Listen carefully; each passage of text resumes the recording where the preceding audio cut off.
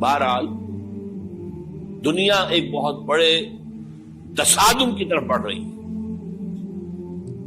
اب میں اس سے اگلی بات جو کہنا چاہتا ہوں اس کے لیے پہلے سے معذرت کروں. خوشخبری میں نے دی ہے تو بدخبری بھی مجھے دی.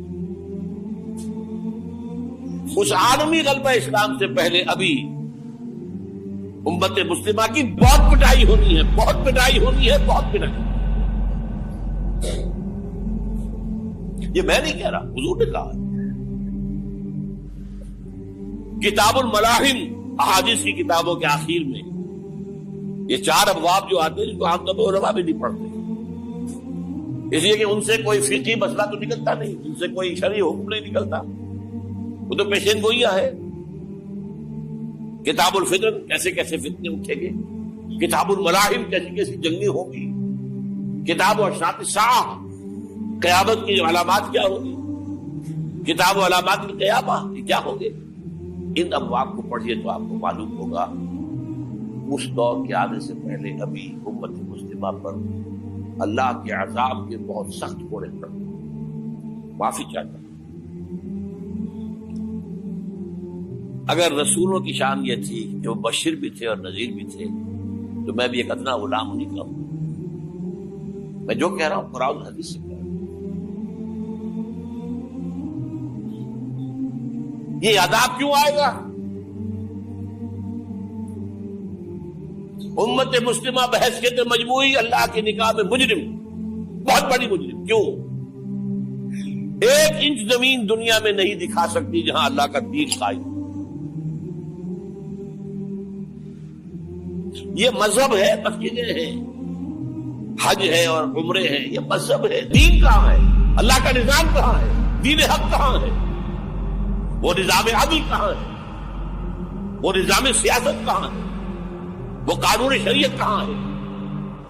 آپ کی ساری معیشت سود کے اوپر ہے، اور سود سے زیادہ بڑا گھناؤنا جرم کوئی نہیں، سود سے زیادہ بڑا گھناؤنا گناہ کوئی نہیں، جس کے بارے میں حضور نے فرمایا الربا 70 جزءا یحوما. 2 حدیثیں ہیں. ربا کے 70 حصے ہیں یا 70 گناہ ہیں. 70 گناہ ہیں جن میں چھوٹے بھی ہیں بڑے بھی ہیں. 70 گناہ. ایسا رہا ان میں سب سے چھوٹا اس کے مساوی ہے این کہ الرجل امہ، کہ کوئی شخص اپنی ماں سے زنا کرے. سنن ابی داؤد کی روایت ہے، سن لیجیے پڑھ لیجیے. سارا نظام آپ کا کہاں ہے؟ تجارت ہو تو اس پر ہے، زراعت ہو تو اس پر ہے. بیج لیا تھا تو سودی قرضے پہ لیا تھا، اس کے بعد جو اس کے لیے کھاد خریدی تھی سودی قرضے پہ خریدی تھی، پیسٹیسائڈ خریدے تھے سودی قرضے پہ خریدے تھے. اس کے بعد اگر کوئی ہارویسٹر لیا ہے، کوئی اور لیا، ٹریکٹر لیا تو سودی قرض. سود ہر دانے گندم میں سود ہے. کوئی شخص بچا ہوا نہ میں بچا ہوا نہ بچے ہوا، کوئی بچا ہوا. سارا کاروبار، ساری صنعت و حرفت، ساری حکومت، پوری حکومت، پوری قوم سود کے اندر جکڑی. ایک ایک شخص. کہاں ہے اسلام؟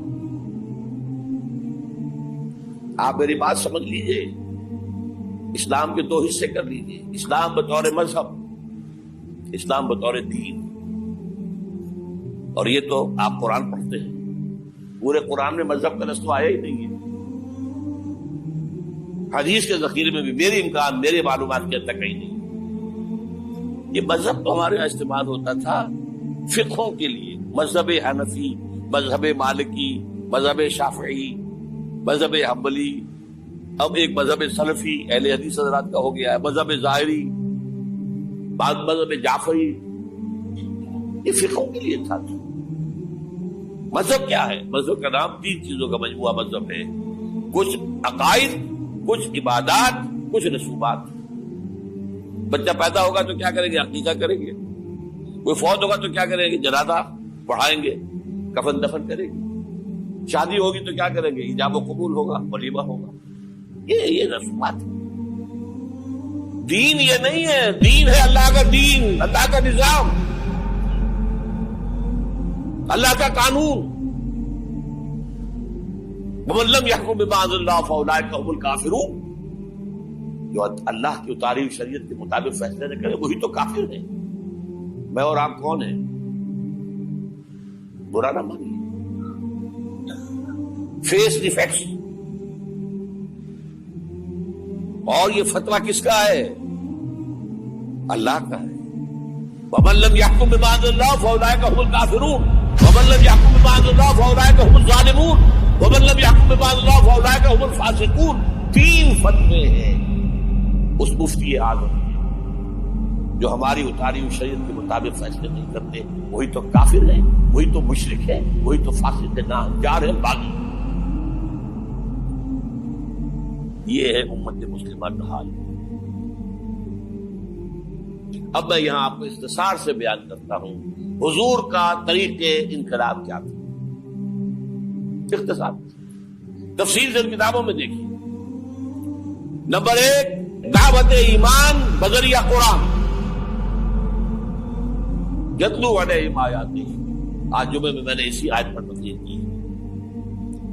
تلاوت آیات, قرآن پڑھ کے سناؤ, قرآن پڑھ کے سناؤ, قرآن پڑھ کے سناؤ. کہہ دو وہی تو ہے جس نے تم کو پیدا کیا اور تمہارے کان اور آنکھیں اور دل بنائے, مگر تم کم ہی احسان مانتے ہو. کہہ دو کہ وہی ہے جس نے تم کو زمین میں پھیلایا اور اسی کے روبرو تم جمع کیے جاؤ گے. کیا یہ کسی کے پیدا کیے بغیر ہی پیدا ہو گئے, یا یہ اپنے آپ کو خود پیدا کرنے والے ہیں, یا انہوں نے آسمانوں اور زمین کو پیدا کیا ہے؟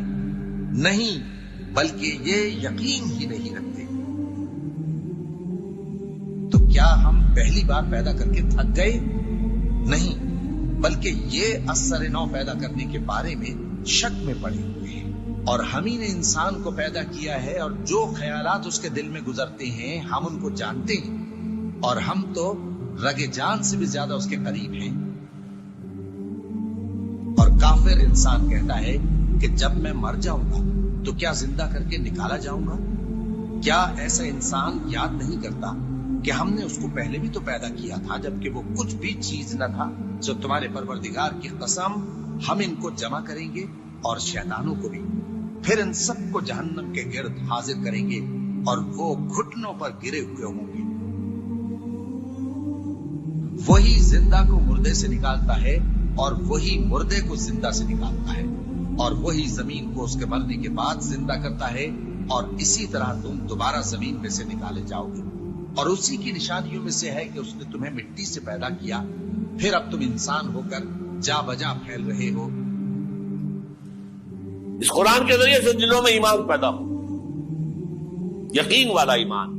دیکھیے, برا نہ مانے, مغالطے میں نہ رہیے. میرے اور آپ کے دلوں میں ایمان نہیں ہے, عقیدہ ہے. عقیدہ ہے, والدین سے ملا ہے. یقین والا ایمان کہاں ہے؟ اپنے غریبان میں جھانکیے, اللہ آپ کو توفیق دے. کیا مجھے واقعی یقین ہے کہ مجھے مرنے کے بعد جی اٹھنا ہے؟ کیا مجھے یہ واقعی یقین ہے کہ اصل زندگی آخرت کی زندگی ہے؟ کیا مجھے واقعی یقین ہے کہ قرآن اللہ کا کلام ہے؟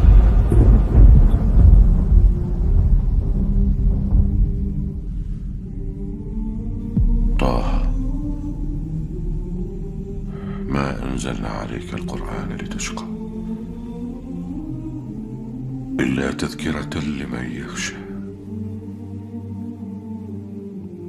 تنزيلا ممن خلق الأرض والسماوات العلى الرحمن على العرش استوى له ما في السماوات وما في الأرض وما بينهما وما تحت الثرى وأن تجهر بالقول فإنه يعلم السر وأخفى الله لا إله إلا هو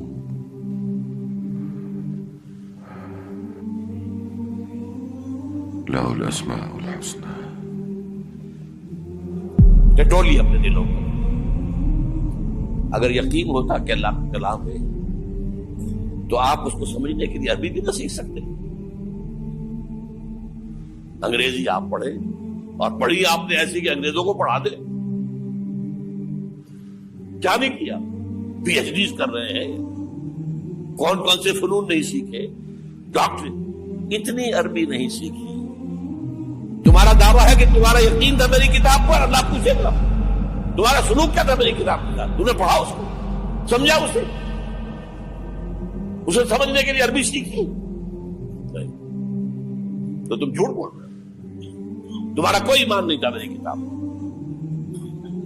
ما آمن بالقرآن من استحل محارمہ، جنہوں نے سود کو اپنے پورے نظام کی جڑ بنیاد بنایا ہو، ان کا ایمان کوئی ہے اللہ پر؟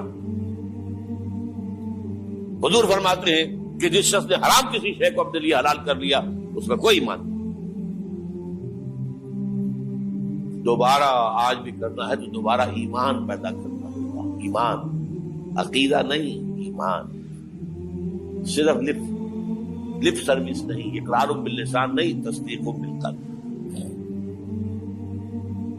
جو لوگ آئے جن کے دلوں میں ایمان پیدا ہوا پھر ان کا تزکیہ کیا، تطہیر فکر، تصفیہ قلب، تجلیہ روح، تزکیہ نفس، اندر کا باطن دھو دیا قرآن۔ جو بجا در رفت جان دیگر شمس، جان چو دیگر شو جان دیگر شمس۔ یہ قرآن جب کسی انسان کے اندر اتر جاتا ہے، اس کے اندر کی مکمل اوور ہالنگ، مکمل صفائی،